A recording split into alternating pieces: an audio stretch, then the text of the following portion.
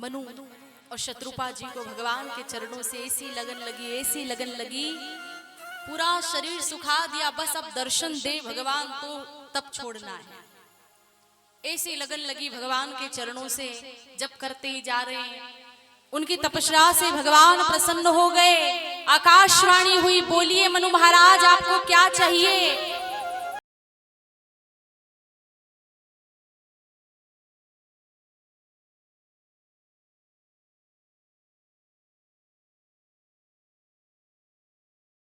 हो जाइए।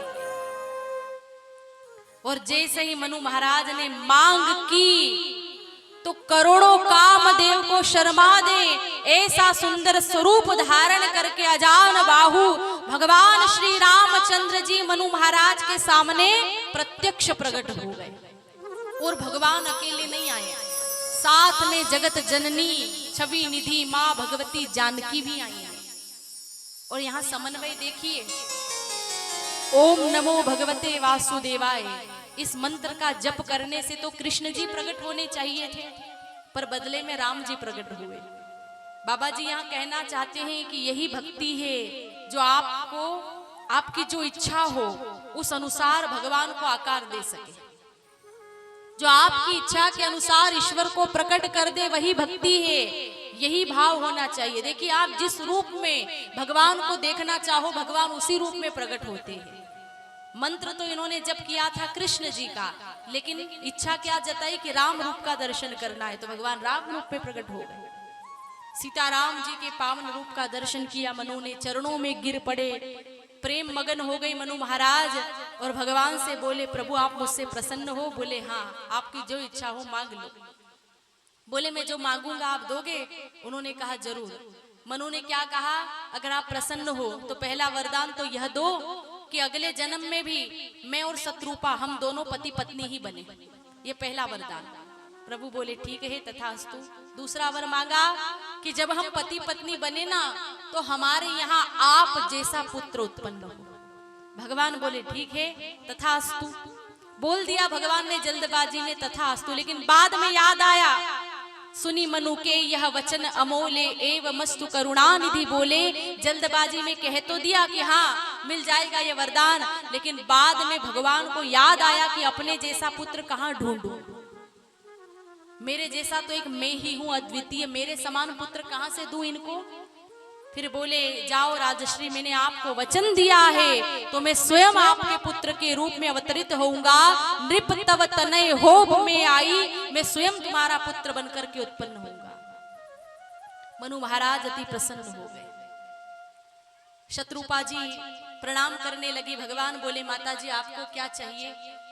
माता कहने लगी, प्रभु आपने अभी अभी जो वचन दिया है कि आप बालक बन के आओगे, ये बात सच तो होगी ना, कहीं भूल तो नहीं जाओगे, क्योंकि 14 ब्रह्मांड का अधिपति मेरा बालक बन के आएगा।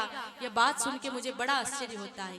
प्रभु ने कहा मैं जरूर आऊंगा। व्यक्ति बोले तो अपनी बात से बदल जाए, लेकिन मैं ईश्वर हूं, मैं कभी नहीं बदलता, मैं जरूर आऊंगा। मनु शत्रुपा बड़े प्रसन्न हुए। भगवान ने उनसे कहा कि आपकी आयु पूरी हो तब तक आप संतों के सानिध्य में रहिए। जब आपकी उम्र पूरी होगी तब आपका स्वर्ग में निवास होगा और उचित समय आने पर आप अयोध्या के अंदर महाराज दशरथ के रूप में जन्म लोगे। ये माता शत्रुपा कौशल्या जी बनेगी और मैं आपके यहाँ पर राम रूप में अवतार धारण करूंगा।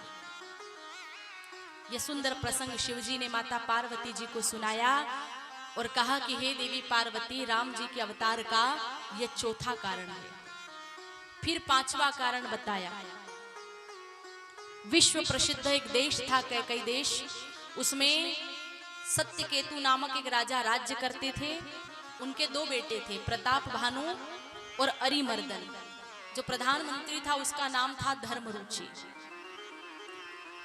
सत्यकेतु ने उम्र होते ही अपने बड़े बेटे को राज्य सौंप दिया था, छोटे को युवराज पद दे दिया और वे भक्ति के लिए निकल गए थे। प्रताप भानु इतने शूरवीर राजा थे कि सभी राष्ट्र को हरा करके वे दिग्विजयी बन गए थे। सर्वत्र उनकी जयकार होने लग गई थी। सर्वत्र एक ही राज्य था महाराज प्रताप भानु का। एक बार ये राजा प्रताप भानु घोड़े पर बैठ करके भ्रमण के लिए निकले तो देखा कि एक सुअर वहां पर घूम रहा है। सुअर को देखकर उनको लगा कि यह मेरे राज्य की जनता को बहुत परेशान करता है, तो क्यों नहीं इसे आज समाप्त कर दूं। तो अपने घोड़े को लेके दौड़ने लगे उस सुअर के पीछे। वह सुअर भाग गया वहां से, खूब दूर निकल गया घने जंगल के अंदर, और राजा भी उसके पीछे पीछे दौड़ते दौड़ते जंगल में रास्ता भटक गए। अब राजा प्रताप भानु यह नहीं जानते थे कि जिस सुअर के पीछे वे दौड़ रहे हैं वह सुअर नहीं है, वह काल केतु नामक राक्षस है, और उसने जानबूझ के उनको भटकाया।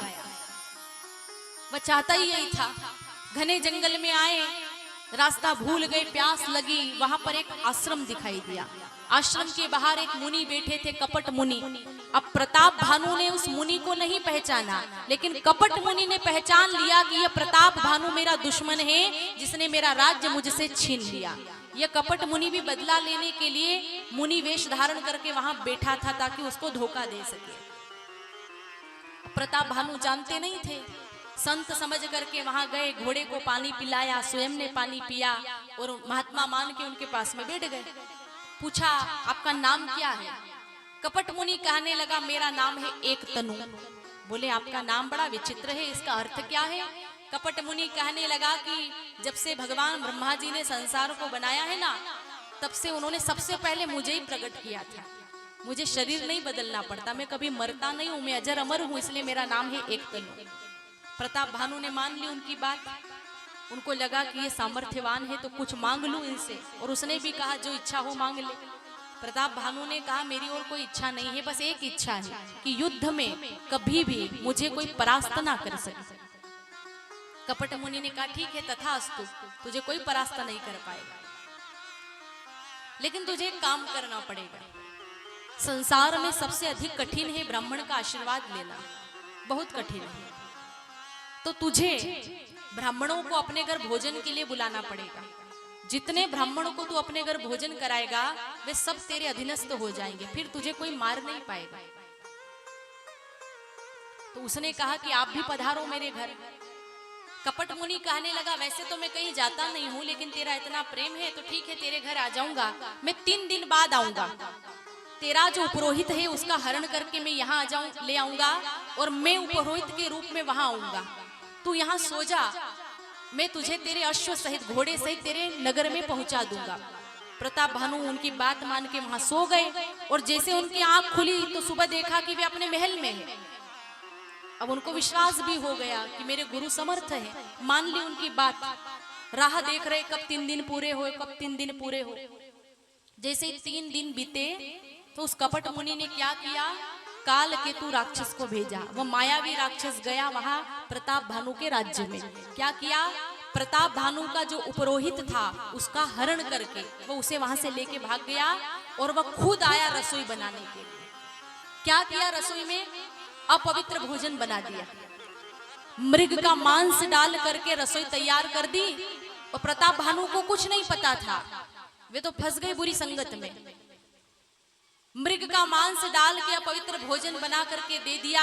जैसे ही ब्राह्मण देव वहां भोजन करने बैठे, भोजन करने ही वाले थे कि तुरंत आकाश से आकाशवाणी हुई, विप्र वृंद उठी उठी ग्रह जाहू। हे ब्राह्मणों, उठो और यहाँ से जाओ, अगर यह भोजन तुमने ग्रहण कर लिया तो तुम्हारा धर्म भ्रष्ट हो जाएगा।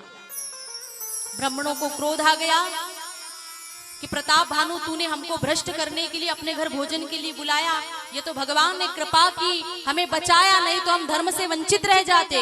और श्राप दे दिया कि हे प्रताप भानु, 1 वर्ष के अंदर अंदर तेरा पूरा वंश समाप्त हो जाएगा, तेरे कुल में तुझे पानी पिलाने वाला कोई नहीं बचेगा, तेरा पूरा कुल राक्षस कुल में जन्म लेगा। और जो ही श्राप दिया तो दोबारा से आकाशवाणी हुई कि हे ब्राह्मणों, आपने विचार करके श्राप नहीं दिया, ये प्रताप भानु बुरी संगति में पड़ गए थे, इनका कोई दोष नहीं है। तब ब्राह्मणों ने कृपा करके आशीर्वाद भी दिया कि हे प्रताप भानु, श्राप तो हमने दे दिया, तुम्हें राक्षस कुल में जन्म तो लेना पड़ेगा, लेकिन हमारा आशीर्वाद है कि तुम इतने शक्तिशाली बनोगे, इतने बलशाली बनोगे कि तुम्हारा उद्धार करने के लिए राम जी को रघुवंश में अवतार लेना पड़ेगा और भगवान के हाथों तुम्हारी मृत्यु होगी। प्रताप भानु बुरी संगति में पड़ गए थे। महाराज इसीलिए कहते हैं कि व्यक्ति को जीवन में हमेशा अच्छे ही लोगों की संगति करना चाहिए। कई बार लोग बाहरी दिखावे में आकर के बुरी संगति में पड़ जाते हैं, फिर जिंदगी भर उनको सिर पछाड़ पछाड़ करके रोना पड़ता है। हमारे यहाँ संगति पर विशेष जोर देने की बात कही गई है। हमारे यहाँ कहा जाता है कि तुम संस्कार भी अच्छे दो और साथ साथ संगति का भी ध्यान रखो कि तुम्हारा संग कैसा है। अपने बच्चों की संगति का ध्यान रखो, उनका संग कैसा है, क्योंकि जैसा होगा संग वैसा लगेगा रंग। संगति का असर पड़ता ही पड़ता है। प्रताप भानु बुरी संगति के कारण फंस गए। उस कपट मुनि ने कई राजाओं को पत्र लिख दिए। राजाओं ने आकर के आक्रमण कर दिया और थोड़े ही समय में पूरा वंश खत्म हो गया। पूरा कुल अगले जन्म में राक्षस कुल में जन्म लेता है। वह प्रताप भानु, उसका भाई अरिमर्दन और धर्मरुचि, ये भी अगले जन्म में राक्षस कुल में जन्म लेते हैं। ये बने रावण, कुंभकर्ण और विभीषण। इन तीनों ने बहुत तप किया। रावण ने इतनी तपस्या की और जब भगवान ने कहा कि वर मांगो तो उसने वरदान मांगा। रावण मरण मनुज कर जाचा, उसने कहा कि मेरी किसी और से मृत्यु ना हो, केवल मनुष्य के हाथों हो, तो उसने मानव से मृत्यु मांगी। विभीषण की बारी आई, आप मांगिए। विभीषण जी बोले मुझे कुछ और नहीं चाहिए, केवल भक्ति का वरदान दे दीजिए। भगवान ने उनको दिया भक्ति का वरदान। कुंभकर्ण से कहा तुम मांगो, तो कुंभकर्ण चाहता तो था इंद्रासन, लेकिन भगवान ने क्या किया, उसकी बुद्धि में परिवर्तन करा दिया। क्यों? क्योंकि वह खाता बहुत ज्यादा था, बहुत खाता था।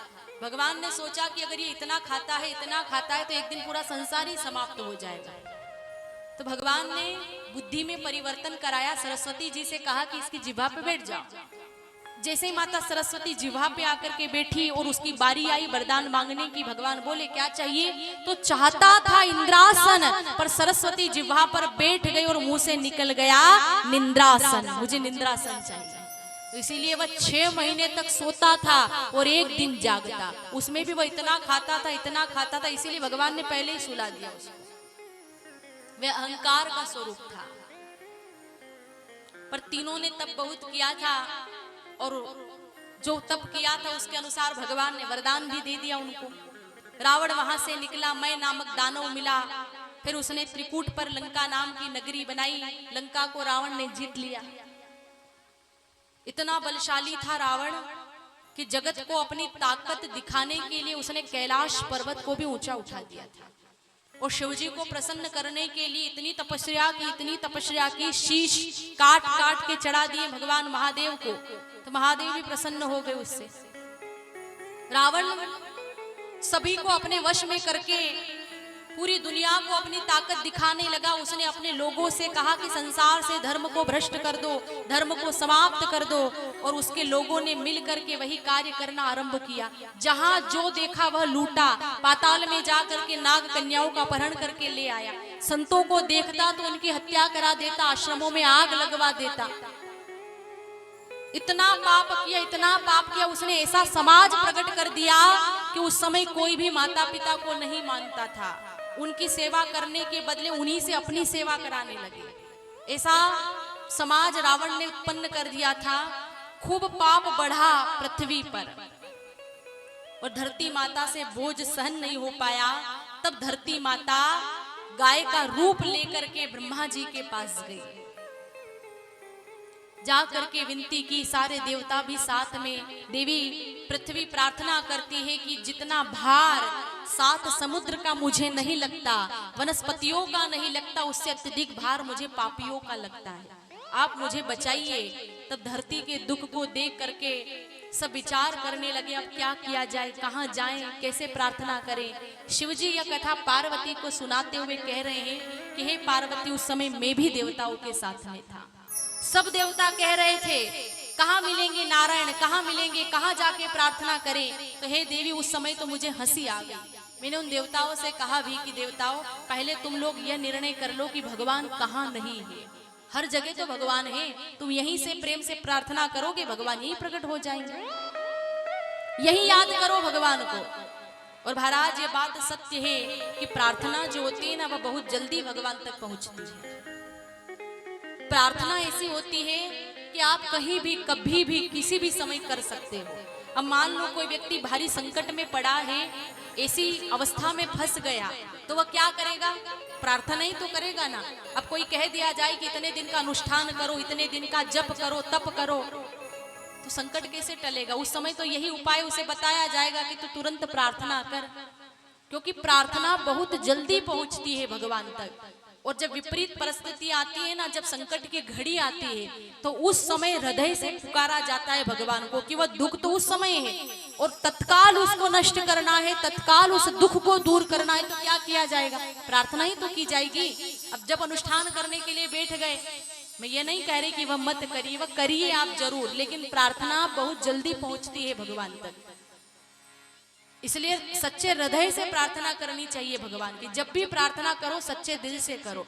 जब कहीं भी कोई संकट आ जाए, और खाली संकट में ही नहीं, ऐसे भी प्रेम से प्रार्थना किया करो। प्रार्थना में सच में बहुत ताकत होती है। यहाँ सब देवताओं को कहा गया तुम यही प्रेम से प्रार्थना करो, भगवान यही प्रकट हो जाएंगे, क्योंकि हरि व्यापक सर्वत्र समाना, प्रेम ते प्रकट हो ही में जाना। भगवान तो विश्वव्यापी है, हर जगह है भगवान। तुम जहां प्रेम से याद करो भगवान वहीं प्रकट हो जाएंगे। जहां याद करोगे उसी क्षण, उसी घड़ी, उसी समय भगवान प्रकट हो जाएंगे, जहां याद किया जाए। मेरे अवध बिहारी सावरिया, मेरे अवध बिहारी सावरिया।